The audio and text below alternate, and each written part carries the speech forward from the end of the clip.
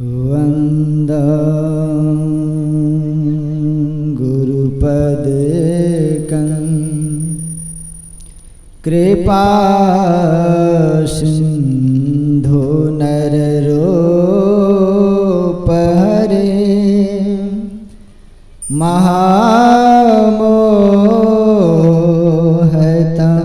महामोहतमपुञ्ज जासु वचन रविकर निकर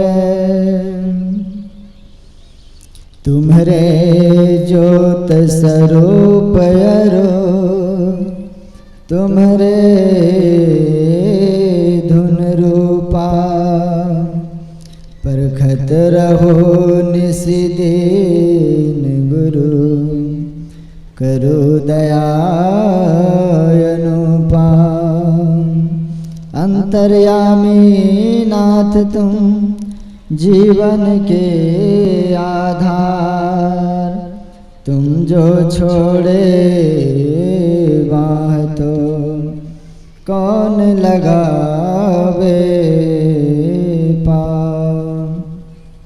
बोलिए प्रेम से श्री सद्गुरु महाराज की जय।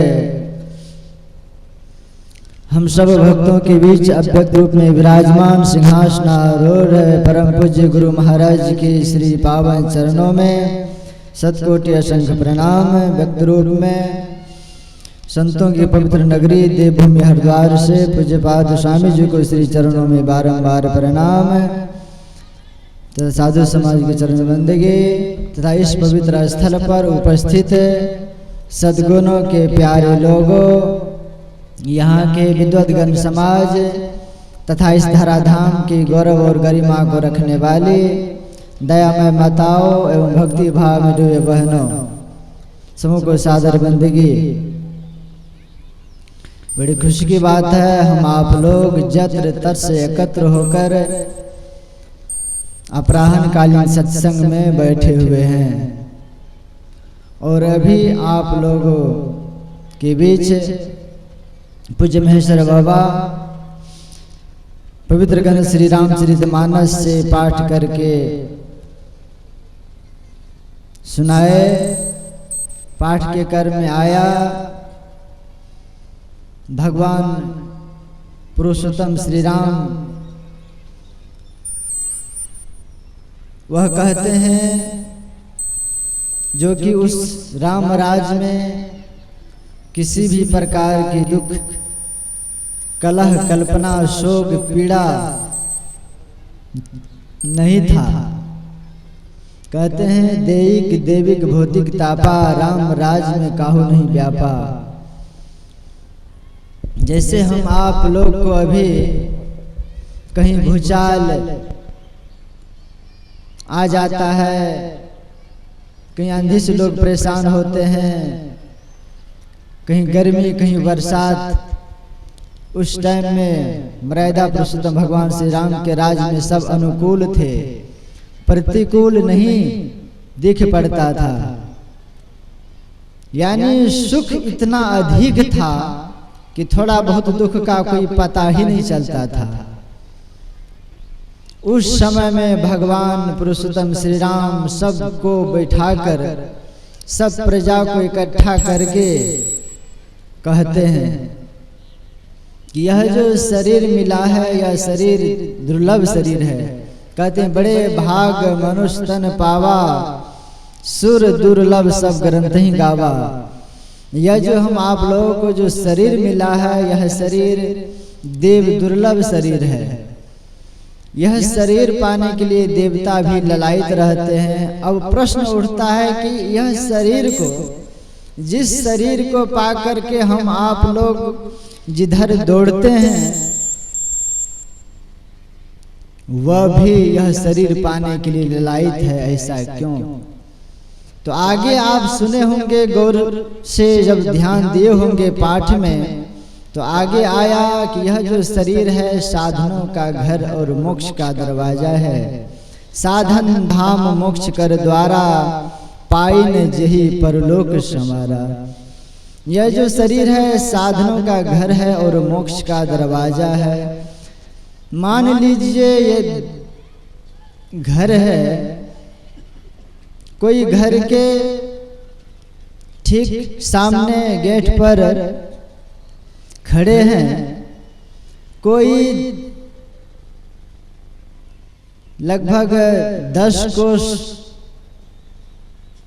में खड़े हैं, कोई 25 कोस में, कोई 50 कोस में खड़े हैं। उसी टाइम जोरों की आंधी तूफान आ जाए तो सबसे पहले कौन बचेंगे? तो आप कहेंगे जो ठीक घर के सामने खड़े हैं दरवाजा के पास, वही बच पाएंगे। तो यह जो शरीर है, यह शरीर में स्वर्ग में जाने के लिए, नरक में जाने के लिए और मोक्ष में जाने के लिए 3 दरवाजा है। अन जो आप शरीर देखते हैं वह शरीर बहुत दूर है, जैसे पशु का शरीर है, अनन कीड़े मकोड़े का शरीर है, बहुत दूर है। वह शरीर हम आप लोग भी वह शरीर को भोगते हुए कहते हैं यह जो शरीर में आए हैं 84 लाख योनियां को तय करके आए हैं। तो संत महात्मा कहते हैं, इस महात्माओं से किसी ने प्रश्न कर दिया कि इसका कोई प्रमाण भी है क्या? आप बराबर बोलते हैं कि यह 84 लाख योनियों से यह शरीर मिला है, देव दुर्लभ शरीर, इसका कुछ प्रमाण भी दिए हैं परमात्मा क्या? कहते परमात्मा तो अति कुशल है, वह तो परम सबसे पहुंचे हुए महापुरुष है, सबके आधार है। उन्होंने कहने की कृपा की कि यह जो शरीर है, यह शरीर में 84 जो भ्रमण करके आए हैं उसका प्रमाण सहित दे करके हम आपको भेजे हैं संसार में। आप कहेंगे वह प्रमाण जो है, यह सबका शरीर 7 बित्ते का होता है, चाहे वह बच्चा हो, जवान हो, बूढ़ा हो, कोई हो, सबका शरीर 7 बित्ते का होता है। और एक बित्त को नापिए तो उसमें आएगा 12 अंगुल, 12 अंगुल का एक बित्ता, और 7 बित्ते का शरीर है तो 12 7 84। ये 84 लाख प्रकार की योनियां को तय करके हम आप लोग आए हैं। क्या करने के लिए आए हैं? संसार में करने के लिए क्या? लोगों को कहिए कि चलिए सत्संग हो रहा है, बच्चे बूढ़े जवान, बूढ़े लोग तो मान जाएंगे कि मेरा समय हो गया है, अब जाना चाहिए, सत्संग करना चाहिए।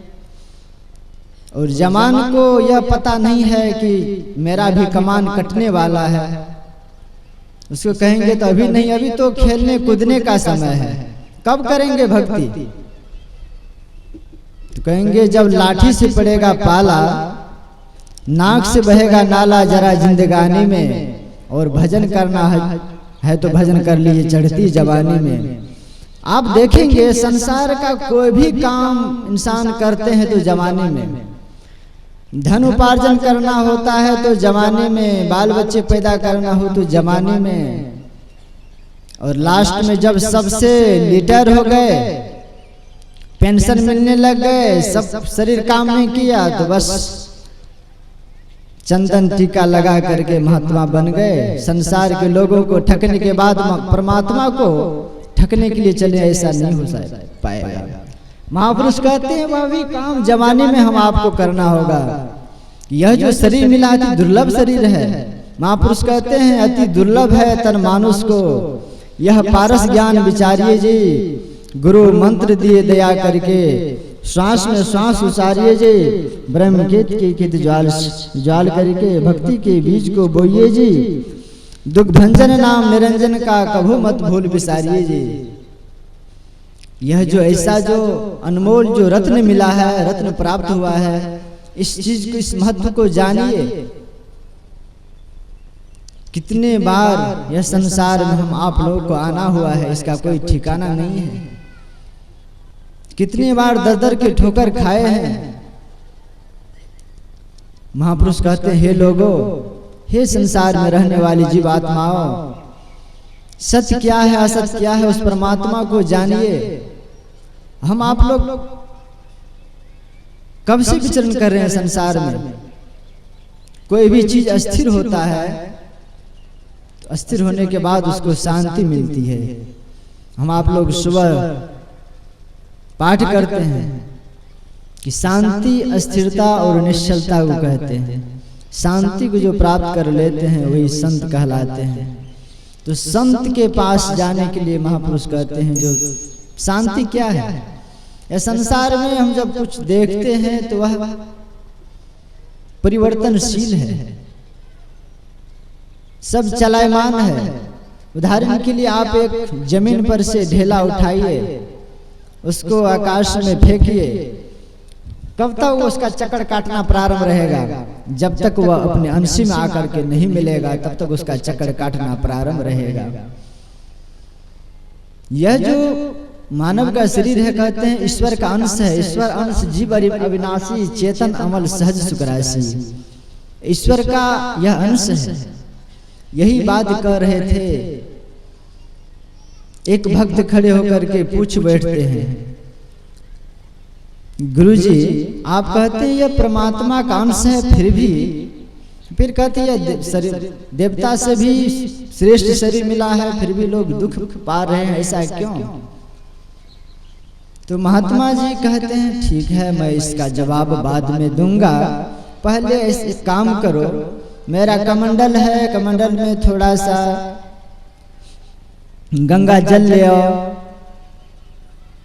निकल जाते हैं सज्जन, चले जाते हैं गंगा जल लाने के लिए। ला करके कमंडल गुरुजी के सामने में रखते हैं। गुरुजी बोलते हैं नहीं नहीं, यह गंगा जल नहीं है, मैं कैसे मान सकता हूं कि यह गंगा जल है? कहते हैं गुरुजी मैं सच बोल रहा हूं कि यह गंगा जल ही है। कहते नहीं मैं कैसे मानूंगा, उसमें तो बड़े बड़े स्टीमर चलते हैं, गंगा में बड़ी बड़ी मछलियां तैरती है, इसमें तो कुछ भी दिखाई नहीं पड़ता है। कहते गुरुजी यह तो एक छोटा सा कमंडल में यह जल है, इसीलिए दिखाई नहीं पड़ता है। इस कमंडल के पानी को जब उसमें डाल देंगे तो फिर इसी में स्टीमर मछलियां तैरने लग जाएगी। तो कहते हैं ठीक उसी तरह से यह जो शरीर है, यह जो परमात्मा है, परमात्मा सागर है, समुद्र है, गंगा है। यह जो आत्मा है एक 3.5 हाथ के कमंडल में यह आत्मा फंस गए हैं। आज से कहते जब से सृष्टि हुआ है तब से घुसा, इस मुश्किल में अद्भुत मूसा जब से सृष्टि हुआ है तब से घुसा। आज से यह पानी नहीं है, अनादि काल से अनन्य जीव को शरीर को धारण करते हुए और इस बार 3.5 हाथ वाला कमंडल में हम यह जीव आत्मा उसमें घूम रहे हैं, अपनी शक्ति को खो बैठे हैं। तो महापुरुष संत लोग आते हैं, बताते हैं। संत महात्मा तो समर्थवान होते हैं, कहते हैं सबसे बड़े हैं संत, दूसरा नाम है, तीजे 10 अवतार तिन्हें प्रमाण है, ब्रह्मा विष्णु महेश सकल अवतार है, अरे हरे पलटू सबसे ऊपर संत मुकुट सिरताज है। ऐसे महापुरुष जब आते हैं तो वह बता देते हैं कि ईश्वर का जो अंश है, इस 3.5 हाथ का जो कमंडल है, इस कमंडल को उल्टाइए। कैसे उल्टाएंगे? महापुरुष कहते हैं पश्चिम, ये जो कबीर साहब महाराज की वाणी है, खुदा पश्चिम में है, उल्टी पाछ लो पैरों पकड़ो पसरा मना बटोर। उसको कहते उसको उल्टाइए। कहाँ उल्टाएंगे? तो महापुरुष कहते हैं इसके लिए हमारे संत सदगुरु महाराज कहते हैं इसके लिए उल्टाने का है यही कि आप आंख बंद कर लीजिए, बस बिल्कुल संसार से उलट जाइए परमात्मा की ओर। जब उलट जाएंगे, उलट करके देखिए, उल्टी देखो घट में ज्योति पसार, अंदर में देखेंगे लोग। देखिए संसार में छोटी सी बात, ये संसार को जो हम आप देखते हैं इसमें लोग छोटी छोटी कोई बाजे बजता है तो कितना आनंद लोग लगता है, उसी में मस्त रह जाते हैं। लेकिन कहते हैं अंदर में कितने बाजे परमात्मा का देवा। स्वामी विवेकानंद ने कहा कि आपके अंदर में ऐसा विश्व ब्रह्मांड है कि आप सारा दुनिया को मुट्ठी में कर सकते हैं। उस चीज को, उस रहस्यमय बात को भगवान पुरुषोत्तम श्री राम ऐसे नहीं बोले। देवता से ये शरीर दुर्लभ है ऐसे नहीं बोले, आपके पास में वह क्षमता है, वह शक्ति है, आप कुछ भी कर सकते हैं। वह चीज को, उस शक्ति को जान करके जब हम आप करेंगे, महापुरुष शिक्षा दीक्षा प्राप्त करके ये लोक और परलोक बनेगा। इसमें बुराई की बात नहीं है। हमारे बीच और पूज्य बाबा लोग हैं, उनके अमृतवाणी से सुनेंगे, विशेष ज्ञान लाभ होगा। बोलिए प्रेम से श्री सद्गुरु महाराज की जय।